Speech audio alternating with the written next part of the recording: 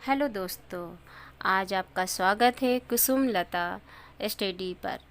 आज हम आपको परीक्षाओं से संबंधित कुछ हिंदी में आपको बताने वाले हैं। हिंदी व्याकरण, शुरुआत यहीं से ही होती है हिंदी की।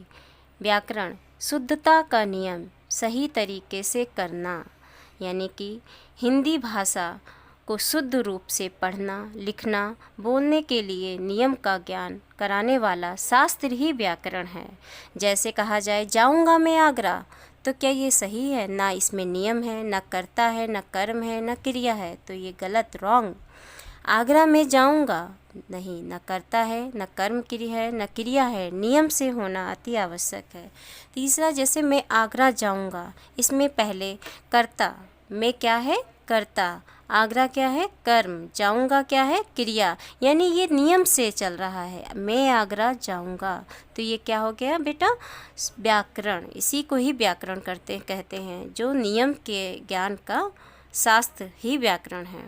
जैसे वर्ण की विशेषताएँ, जैसे वर्ण के उच्चारित रूप को ध्वनि कहते हैं। जैसे हम कोई भी वर्ण उच्चारित करते हैं, जैसे का, तो का जो वर्ण निकला है, सबसे पहले क्या है? ध्वनि निकली है।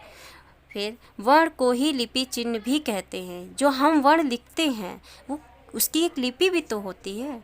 लिपि पहचान, यानी कि वर्ण जो हम, जैसे का लिखा है हमने, तो वो एक लिपि है, लिपि वृद्ध से ही है।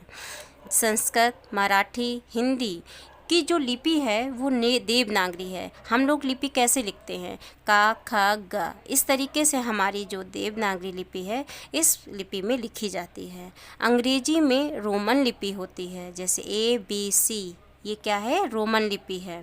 उर्दू में फ़ारसी होती है, पंजाबी में गुरुमुखी होती है। बच्चों, भाषा की सबसे सार्थक इकाई क्या है?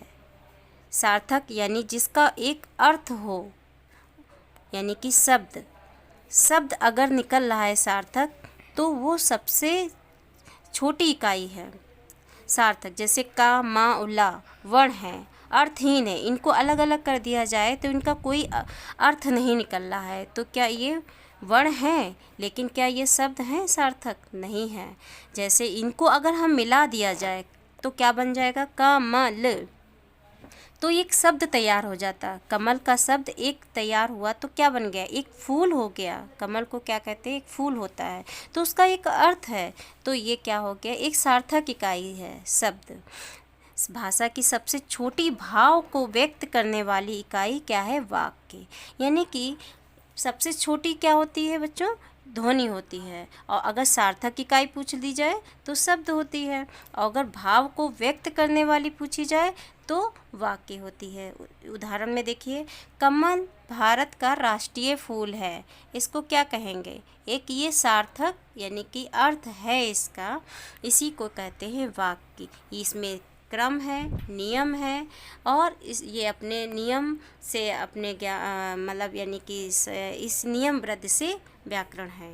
वर्ण की सबसे छोटी इकाई ध्वनि होती। ये बच्चों तीनों ही क्वेश्चन वेरी इंपॉर्टेंट है। इसमें जो भी है आपके कई इससे संबंधित क्वेश्चन हैं जो आए दिन हम लोगों की परीक्षाओं में पूछे जाते हैं।